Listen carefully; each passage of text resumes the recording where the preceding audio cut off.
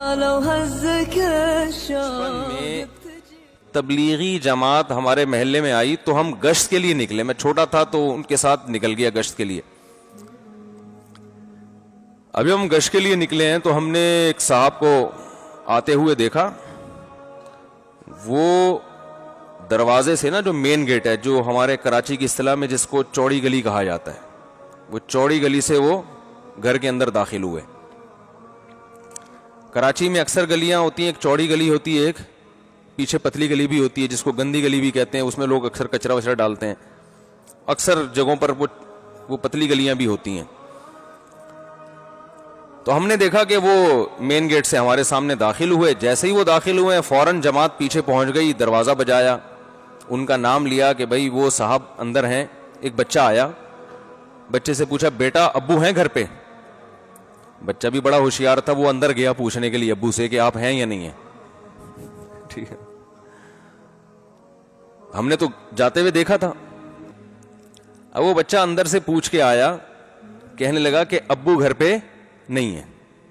تو ہمیں ایک بدگمانی, شدید بدگمانی ہوئی کہ اتنا سری جھوٹ ہمارے سامنے ابھی داخل ہوئے اور کہہ رہے ہیں کہ ابو گھر پہ نہیں ہے. تو ہماری جو جماعت کے جو امیر تھے نا, وہ فوراً بھاپ گئے کہ یہ اب بدگمان ہوں گے. یہ کیا ہوں گے؟ بدگمان ہوں گے. تو فوراً کہنے لگے کہ بھائی ممکن ہے پچھلے دروازے سے نکل گئے ہوں.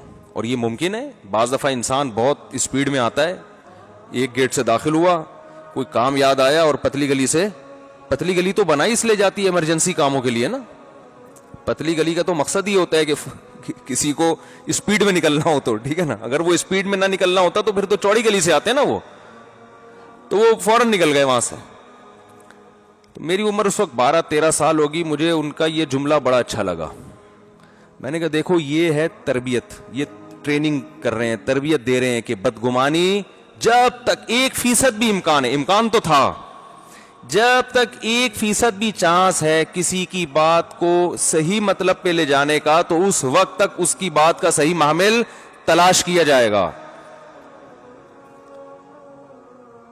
ورنہ کیا ہوتا ہے, نفرت پھیلتی کہ نہیں پھیلتی؟ ہمارے دل میں ہمیشہ کے لیے ان صاحب کے بارے میں آتی ہے کہ یہ جھوٹ بولتے ہیں,